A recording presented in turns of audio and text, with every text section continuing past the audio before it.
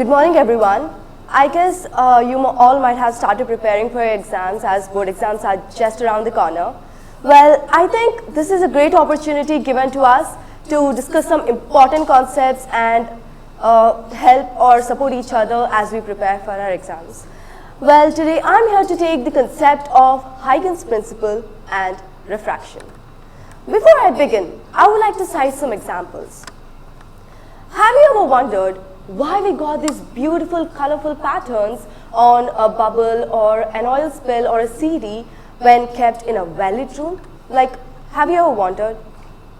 Because I used to wonder like why we got these beautiful rainbow colors, and all these examples over here give us a glimpse into the world of waves. Now, I would like to raise a question like what is the difference between ray optics and wave optics? Anyone can answer? Ray optics or wave optics? Well, ray optics describes light as a form of energy that travels in straight lines in the form of waves, which follow the laws of reflection and refraction. But whereas wave optics describes light as a form of energy which travels in the form of transverse waves, which too follows the laws of reflection and refraction. And wave theory of light was given by a Dutch scientist, Christian Huygens. Well, before we understand what is Huygens principle, we need to understand what is a wavefront. Just imagine yourself standing beside a pond with stagnant water. Just drop a small pebble into the pond, you can see ripples in the form of waves, right? Like over here in this picture, these waves are nothing but called the wavefront. Just imagine these waves diagrammatically over here. These waves are all in the same phase, and when we connect locus of all these points or locus of all these particles that are in the same phase, we get a plane imaginary surface called the wavefronts. Wavefront is nothing but locus of all those points on a constant wave which is in constant phase at any time t. We get those plane surfaces when we connect these locus of points, and these are nothing but called the wavefront. Now, we have seen what is a wavefront in water medium. Let's see what is a wavefront in light medium. Just imagine a light source, okay, and all these waves are spreading out in a 3D form. Just imagine all these waves spreading out in 3D form in all directions. When we connect the locus of all these waves which are in the same phase, we get a spherical wavefront. You can see it's in a curve form and it is spread in all directions in a 3D. That is nothing but the spherical wavefront. And this is how wavefronts are formed when we take a light source. There are two important points to remember about a wavefront. Wavefronts are always in a constant phase. And also, when we draw a line perpendicular to a wavefront, which is in the direction of propagation of a wave, we get a ray.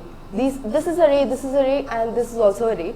It is perpendicular to the wavefront and it is in the direction of a ray. These are the 2 points to remember about a wavefront. Let's move on to Huygens principle. Huygens suggested that when we take a plane wavefront, at each and every point on this wavefront is a fresh source of new disturbance called the wavelet. These are the wavelets, and these wavelets spread out with the speed of light in any medium. And these wavelets spread out in all directions with the speed of light, and at a later time t give an envelope of second wave, which with the help of the wavefront concept, we get the secondary wave. I'll explain clearly with this. Just imagine a spherical wavefront. We got a wavefront over here. At each and every point on this wavefront is a fresh source of new disturbance. There's a disturbance, okay? Like we get a secondary wave, small secondary waves, okay, whose tangents when taken together give us this secondary wave after any time delta t. This is nothing but the Huygens principle. let's move on to proving the laws of refraction using Huygens principle. I guess all of you know what are the laws of refraction, right? Anyone wants to state them? Laws of refraction? No one? It's all right. Well, the first law of refraction is that the incident ray, the normal at the point of incidence, and the refracted ray all are in the same plane. And the second law is the Snell's law. That is, the sine of angle of incidence to the sine of angle of refraction is a constant. That constant is the refractive index of the second medium to the refractive index of the first medium. We are going to prove these two laws with the help of Huygens principle. Let's just take two media, medium 1 and medium 2. Medium 1 is rarer and medium 2 is denser. We know that light travels with a faster speed in rarer medium, so let's take it to be V1. And light travels with a slow speed in denser medium, let's take it to be V2, where V1 is greater than V2. Okay? Now let's take a point source at infinity. Let's bring two rays from that point source which are parallel to each other at the interface of both the media. Let's mark this point as A and this point as B. Okay?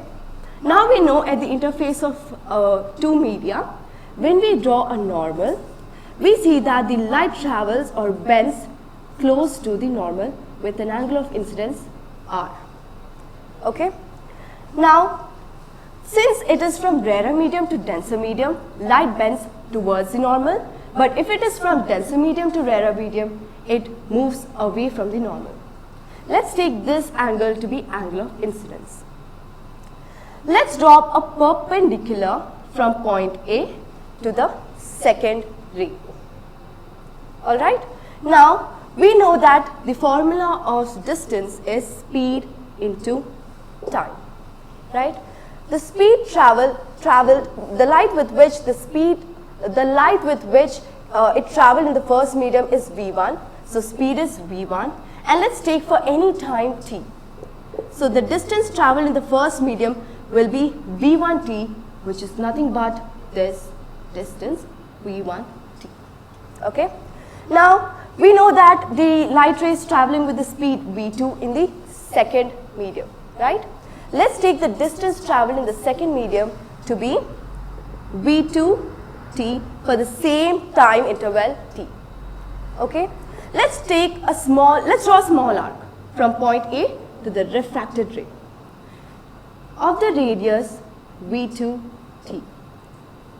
This arc obtained is nothing but the wavelet. Okay? You might imagine how we got this arc, right? Let's just extend this arc in all directions. Okay? We get wavelets in this manner after refraction.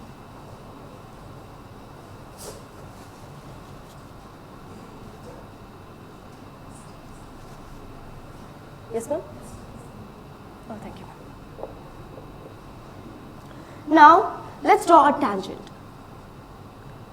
from the point of arc to the point B. After we draw a tangent, we get this line to be the refracted wavefront. Okay? And this line obtained to be is nothing but the incident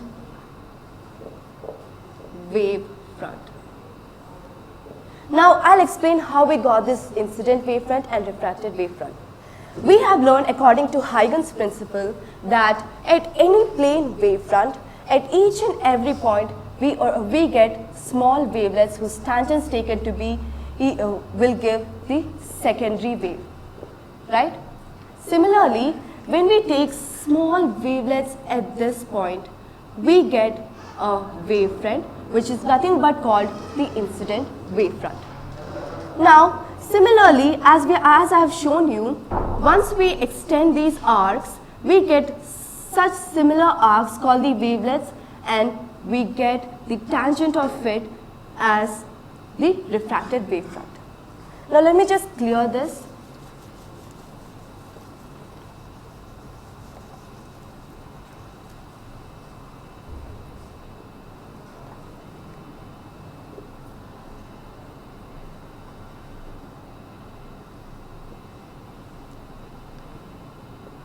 Now we are going to prove the laws of refraction using Huygens principle with this diagram.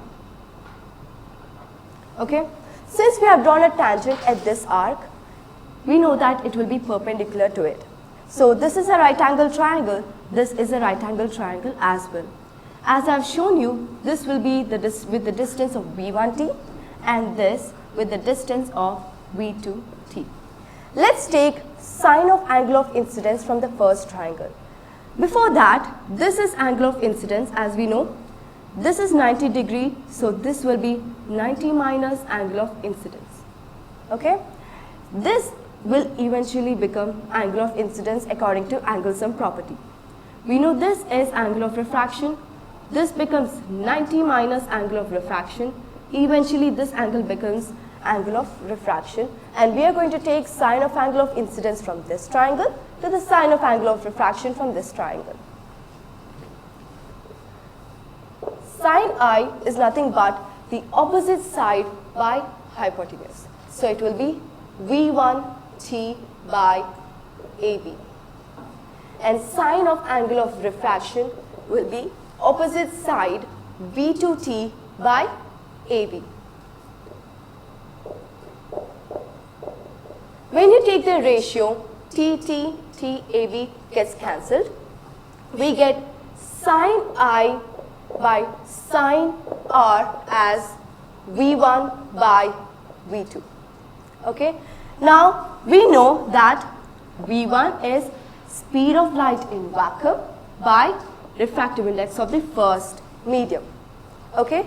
We also know that V2 is nothing but speed of light in vacuum by refractive index of the second medium. Once we replace these in place of sine I by sine R, this equation becomes sine I by sine R as N2 by N1, which is nothing but the Snell's law. So let's just have a quick recap. We have taken a point source at infinity. We have drawn two perpendicular rays originating from that point source.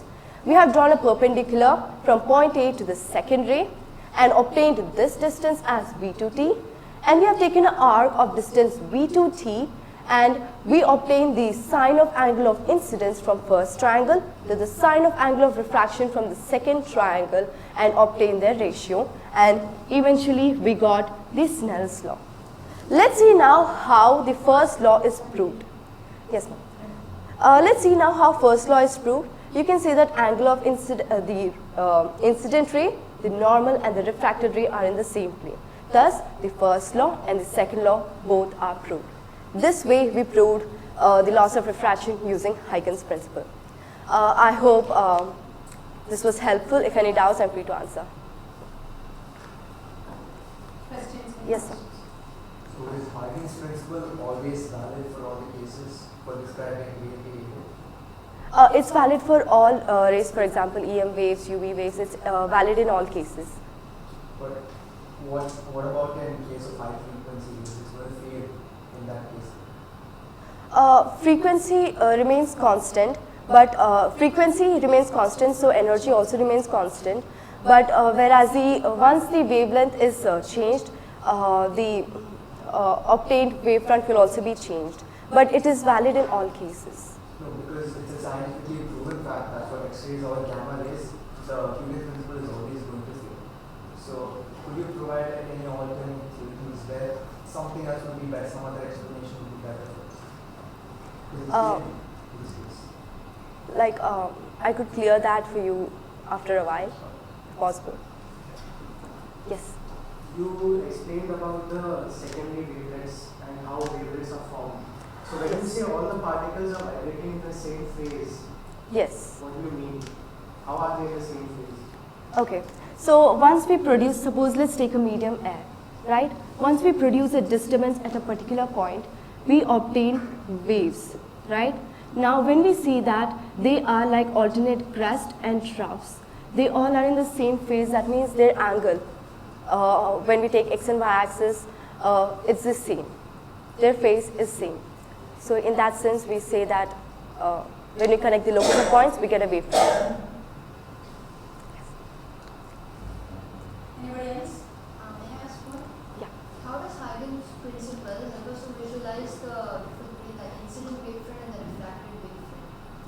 How does Huygens principle?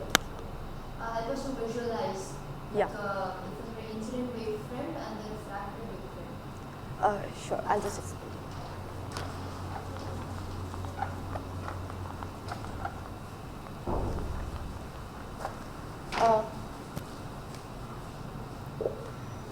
We are taking an incident ray, right?